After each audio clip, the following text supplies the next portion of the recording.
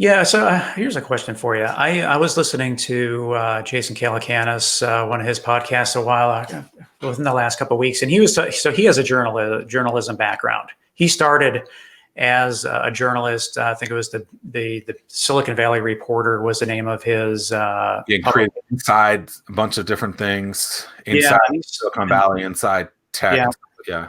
But he was saying that from his point of view and his experience and expertise, that best case scenario, reporters know 25% of the real story, and then the other 75% is total speculation.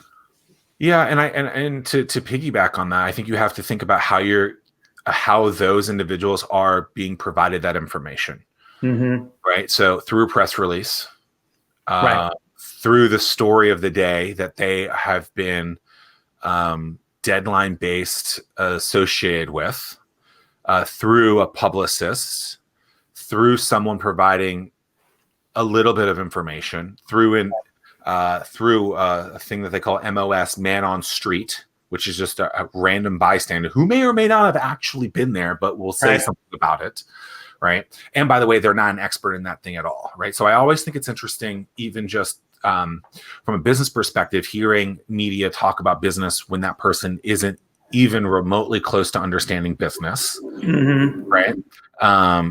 Saying negative things about business when it's like, that you clearly don't understand business in that kind of way. I can't think of an example specifically, but as a guy who I feel like I understand both pretty well, have been inside both of them, the business world and the journalism world. I don't even know that I would give them 25% of the information. I would say less than 10%. Yeah, and that's what he said. Yeah, it's true because, and it's to no one's fault that that's the way that it goes. But at the same time, I feel like there should be an asterisk next to things saying, hey, only so much of this information has been collected, verified, etc. at this point. And the story that I love to tell in this specific world is the Ryan Lochte story of the Olympics in 2016. So Ryan Lochte, the American swimmer who competed for multiple gold medals in the 2016 Rio Olympics. Something happened overnight, and he alleged that something bad happened to him. And news media, trying to be first to break that news, took him by the word without a ton of verification, only to be the first one to report that so that everyone would listen to that news organization. To come find out days later when actually the verification process came through, guess what? Ryan Lochte was throwing a load of bollocks out. And he was the one in the wrong, where he was, I believe the story is he was absolutely belligerent and broke into a gas station and did his duty in there all over the place, drunk as a sailor, as they say. And so as I consume information, it's not to bash the media. It's really not. Because I am one of those people, and this is a form of media right here. It's just, how can you take as much information? How can you really provide a truly heavily context story and provide it to people who are listening? And I think that's ultimately what's missing most of the time, is that organizations are told to get more out, get that more out faster, and to fact check along the way, and hope to God that person is telling the truth, basically. Right. Not to mention, I've always been taught, and I think it's true, that both sides of the story need to be in a story.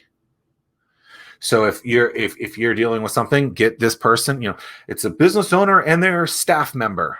Okay. So then you need to get the business owner to say something, the staff member to say something, and then maybe someone else that, the other piece of that is some other expert in that world who has been verified to really understand that, to give real context in there. And somewhere in there, you have this actual story up there. Oh, well, the business owner was trying to save, the rest of his business. So he let go of, 10% of the business. Oh, well, to the outside world, that 10%, those people, how dare that person do that?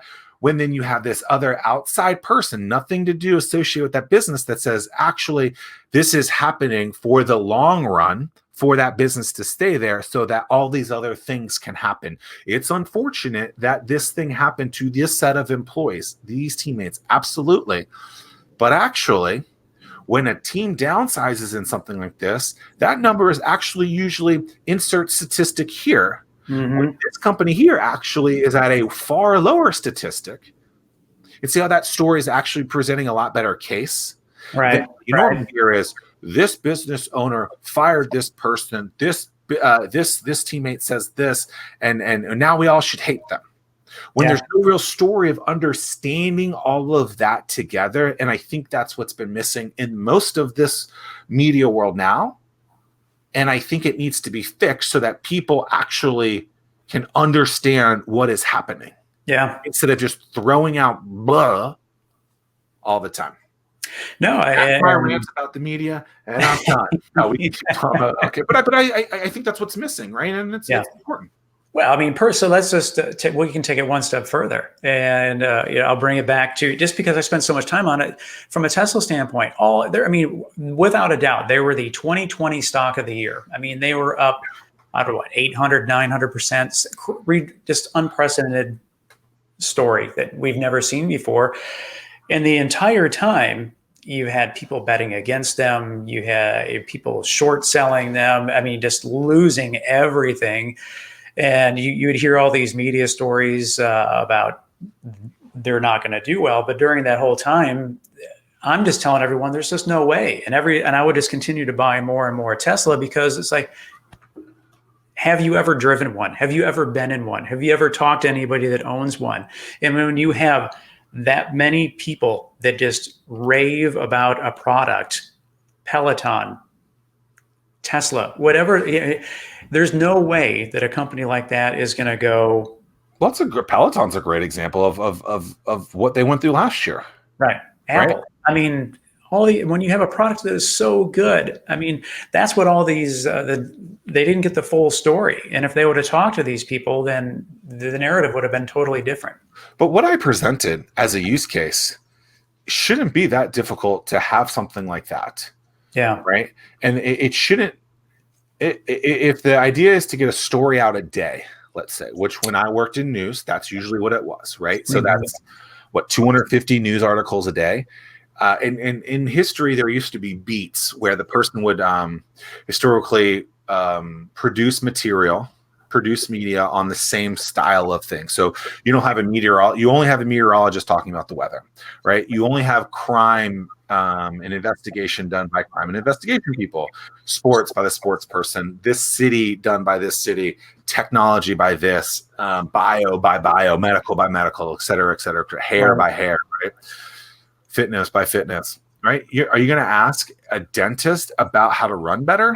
Right. That's basically what you're getting. And so also media has First Amendment rights. So then you think that they're trustworthy in these kind of ways. And it's not that I think people think that the media is untrustworthy. And I don't think it's that they're not. It's just that they're not telling the complete story that I think is historically been provided. Yeah. Even though that whole story, and that just means, hey, we need to slow the F down and allow some more context to be in here. Because